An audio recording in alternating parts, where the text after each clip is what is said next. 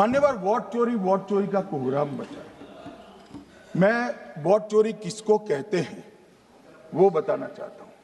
Vote चोरी के 3 आयाम हैं। एक तो मतदाता नहीं है, मतलब योग्यता नहीं है, और आप वोटर बन जाते हो तो वोट चोरी माना जाएगा। दूसरा, आप गलत प्रकार से चुनाव जीतते हो तो वोट चोरी माना जाएगा। और तीसरा, जनादेश को डिफाई करते हो, मतलब वोट के विपरीत आप कोई पद प्राप्त कर लेते हो तो भी एक प्रकार से वोट चोरी होता है। अरे सुनो ना, क्यों जल्दबाजी करते हो मानिकम, क्यों? अब मैं 3 वोट चोरी की घटनाएं बताना चाहता हूं। सबसे पहली घटना हुई, आजादी के बाद देश का प्रधानमंत्री तय करना था। तय कौन करना था? तो उस वक्त के जितने प्रांत थे, इसके कांग्रेस के अध्यक्षों ने, उनके एक एक वोट से तय होना था। अब 28 वोट श्री सरदार पटेल को मिले और 2 वोट जवाहरलाल नेहरू जी को मिले।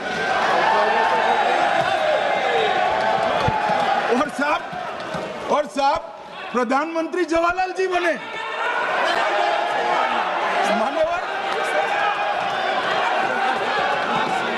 मान्यवर,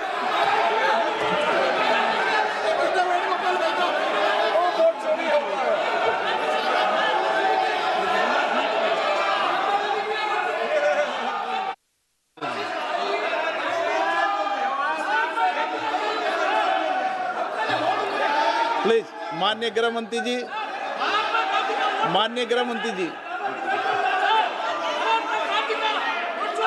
प्लीज।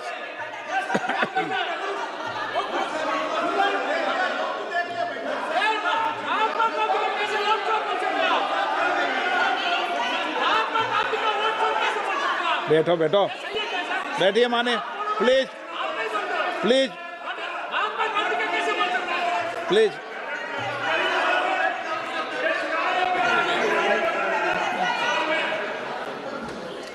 मान्यवर, दूसरी, प्लीज बैठिए बैठिए माननीय सदस्य, प्लीज, हर बार नहीं उठते, बैठिए।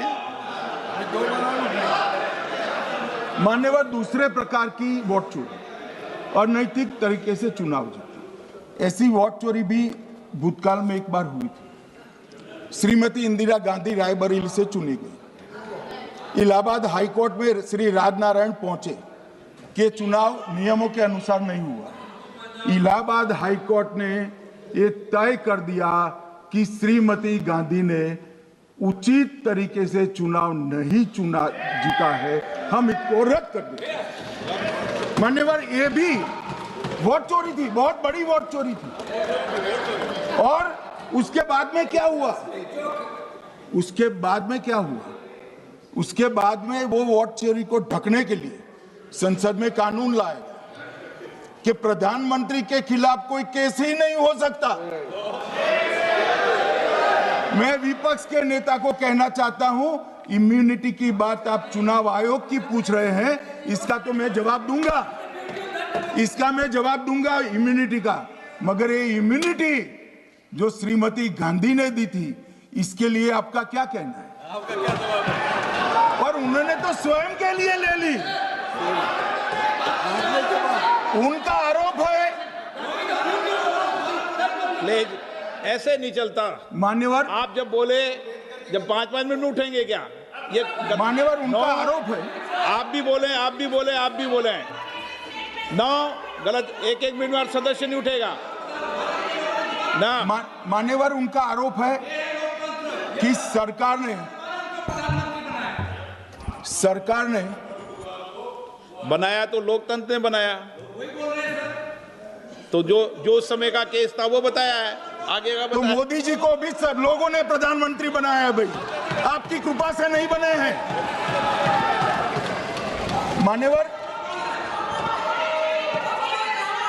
मान्यवर, प्लीज, ऐसे माननीय तरीका ठीक नहीं है आपका, 2-2 मिनट में उठना। मान्यवर, विपक्ष के नेता ने कहा कि आपने चुनाव आयुक्तों को इम्यूनिटी दी। इनका आरोप सत्य नहीं है, मैं इसकी बात बाद में करता हूं। परंतु हमने तो चलो मानो चुनाव आयुक्त को इम्यूनिटी दी, श्रीमती गांधी ने तो अपने आप को इम्यूनिटी दी थी, और फिर जब ये संवैधानिक सुधार के वायरस चैलेंज हुए तो वो केस जीतने के लिए 2, 3 और 4 नंबर के सर्वोच्च न्यायालय के जज को बाईपास कर चौथे नंबर के जज को चीफ जस्टिस बनाया और वहां केस भी जीत लिया। और मान्यवर, ये तो इतिहास है, कौन झुठला सकता है? इनको कोई पढ़ाता नहीं है इतिहास, ये तो इतिहास है, सर्वोच्च अदालत और संसद के रिकॉर्ड में रखा हुआ इतिहास है। इसके खिलाफ लल्लन सिंह जैसे कितने लोग पूरा जीवन लड़े बिहार में, इमरजेंसी के खिलाफ जेल में गए, लाखों लोग गए। और तीसरी वोट चोरी कहना चाहता हूं, तीसरी वोट चोरी का प्रकार मैंने बताया था कि योग्यता नहीं है और मतदाता बन जाना। अभी एक वाद पहुंचा है, वाद मतलब डिस्प्यूट पहुंचा है दिल्ली की सिविल अदालत में। उसमें डिस्प्यूट ये है कि सोनिया गांधी जी इस देश की नागरिक बनने से पहले मतदाता बने।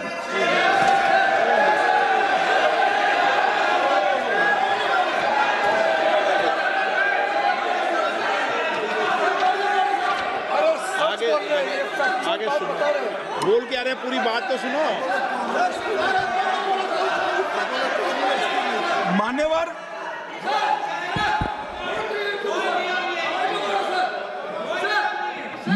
मैंने इतना ही कहा है कि अदालत में केस चल रहा है जो फैक्चुअल है। अब जवाब तो उनको अदालत में देना है, सोनिया जी ने यहां क्यों दे रहे?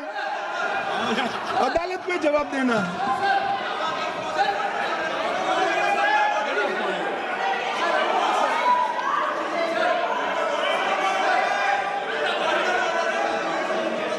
बीच के भाषण में पॉइंट ऑफ ऑर्डर नहीं होता। नहीं है सर, मुझे याद है जो माननीय सदस्य नहीं है, ये 352 ये रहा, 352 टेबल पे रहता है, मुझे जवानी याद है 352। Home Minister is speaking about an issue which is pending in the court. Actually, what happens is, Rosavilla court, some BJP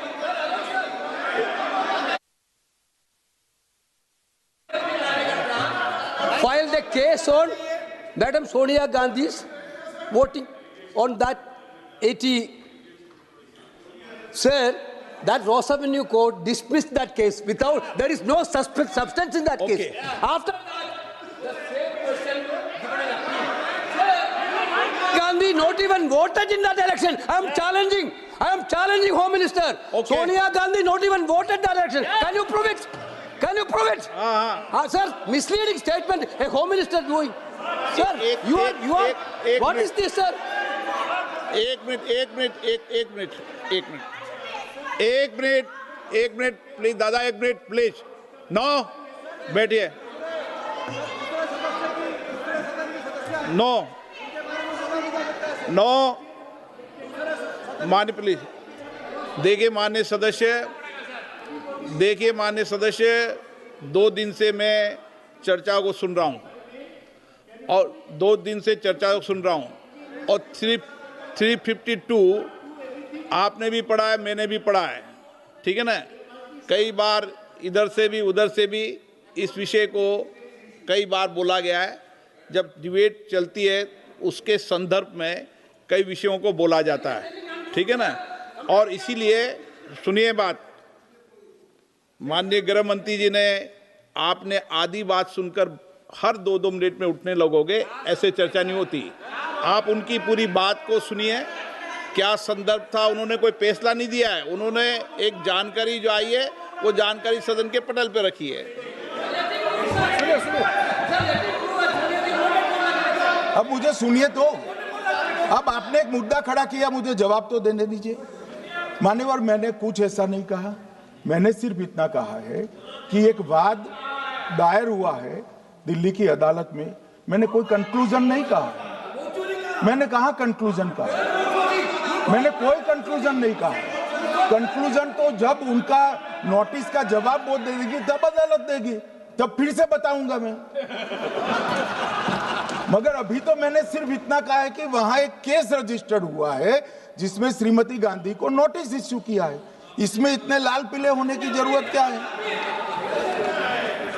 मान्यवर, हम सबका साझा दायित्व है। हम भी विपक्ष में बैठे, हम चुनाव जितने जीते हैं इससे ज्यादा हारे हैं।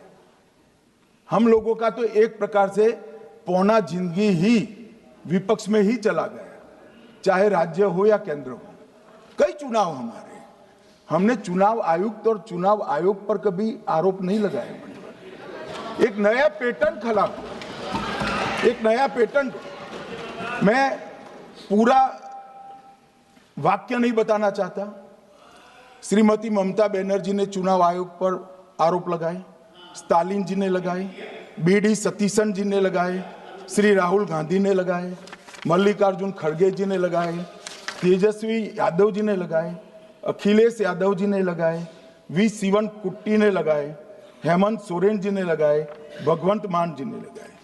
अब पहले तो ऐसी परंपरा सिर्फ कांग्रेस पार्टी में थी, मगर संपर्क का दोष कहता होता है साहब, ये सारे इंडिया अलायंस वाले चुनाव आयोग के खिलाफ आए। मान्यवर, चुनाव आयोग एक तटस्थता से चुनाव कराने वाला संस्थान बनाया गया और इसकी मान्यता कोई पॉलिटिकल पार्टी ने नहीं दी। भाग और अनुच्छेदों के तहत हमारे संविधान ने दी है और ये संवैधानिक प्रक्रिया है। ये संवैधानिक प्रक्रिया पर सवाल खड़े कर कर, अनर्गल आरोप कर कर आप पूरे चुनाव आयोग की एक प्रकार से पूरे दुनिया में इसकी छवि को धूमिल करने का काम कर रहे हैं। आपको लगता है कि आप सरकार की छवि धूमिल करें? ना जी, आप पूरी दुनिया में भारत के लोकतंत्र की छवि को धूमिल करें। मान्यवर, सरकार का तो इतना ही सवाल है, मान्यवर सरकार का तो इतना ही सवाल है कि भारत के मतदाता क्या सोचेंगे, मगर मतदाता का सोचने का सवाल नहीं है। मतदाता को तो मालूम है कि हमने तो वोट दिया है इसलिए चुनकर आए हैं, तो उसके मन में कोई डाउट नहीं है। ये वोट चोरी करते रहे, घुसपैठिया बचाओ यात्रा निकाली और बिहार में 2/3 बहुमत से हम जीते। मान्यवर, ये जो नई परंपरा शुरू हुई कि देश के अंदर चुनाव न जीते तो चुनाव आयोग को बदनाम करो, चुनाव प्रक्रिया को बदनाम करो, मतदाता सूची को बदनाम करो, ये हमारे लोकतंत्र का भला नहीं करेगी। यही आयुक्त के तहत, यही सरकार के होते हुए आप कई चुनाव जीते हैं। हम कुछ नहीं बोले हैं, हम पार्टी में बैठकर इसकी मीमांसा की, मगर ये लोग चुनाव आयोग पर। प्लीज नो, आप बैठिए, आप ठीक है बैठिए। माननीय सदस्य प्लीज प्लीज। मान्यवर, मैं थोड़ी स्पष्टता के लिए आंकड़ा देना चाहता हूं। मई 14 में श्रीमान नरेंद्र मोदी इस देश के प्रधानमंत्री बने, तब से उनको आपत्ति है। तो एनडीए क्या क्या जीती? 3 लोकसभा चुनाव हम जीते, 41 राज्यों के विधानसभा चुनाव जीते, तो हम 44 विधानसभा टोटल चुनाव जीते हैं 2024 से 25 तक। मगर वो भी 30 चुनाव जीते हैं अलग अलग विधानसभा में, 30 जगह पे। अगर मतदाता सूची करेक्ट है तो क्यों शपथ लिया, क्यों चुनाव लड़ा?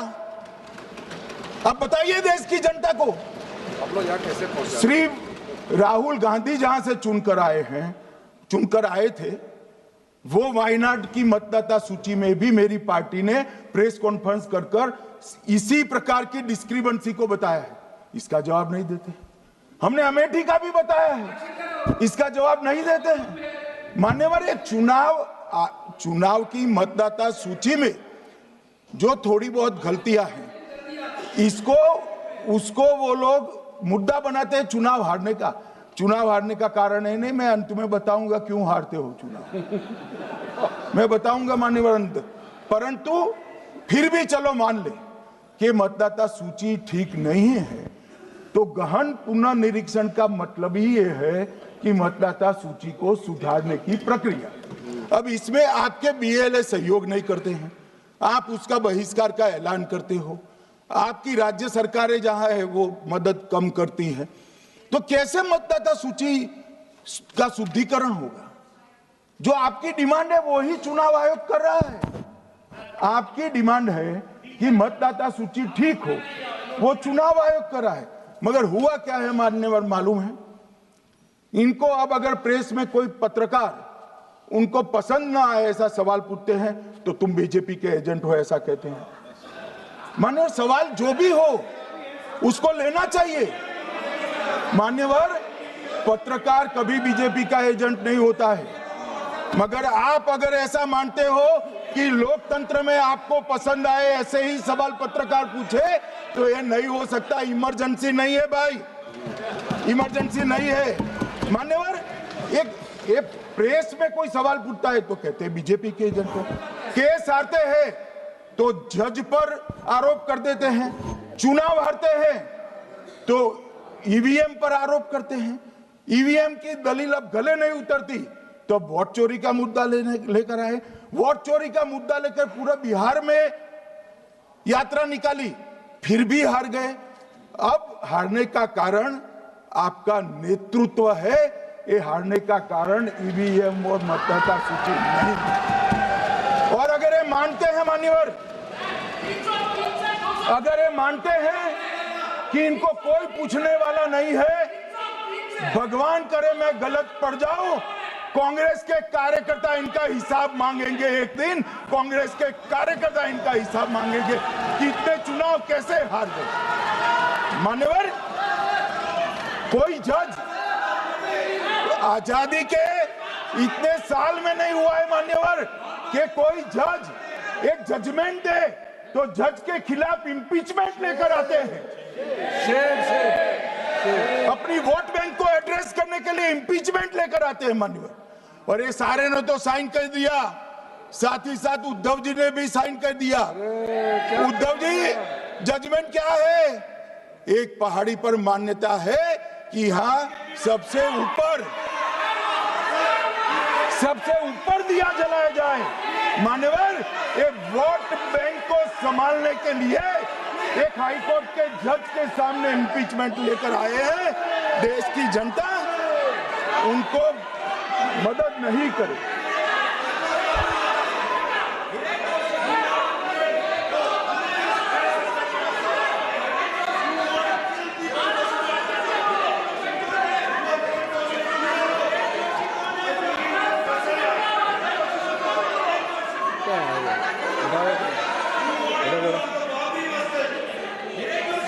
Please no. माननीय गृह मंत्री जी, गौरव जी बैठ जाइए। नया मुद्दा शुरू हो रहा है। प्लीज, अरे भैया प्लीज मेरी बात सुनो ना। माननीय गृह मंत्री जी, माननीय गृह मंत्री जी, माननीय गृह मंत्री जी, नया मुद्दा शुरू हो रहा है, फिर से खड़ा होगा होना। आप बैठ जाइए प्लीज। नो नो, ये तरीका नो। मणिकम जी प्लीज बैठिए। नो, ये तरीका ठीक नहीं है। प्लीज बैठे।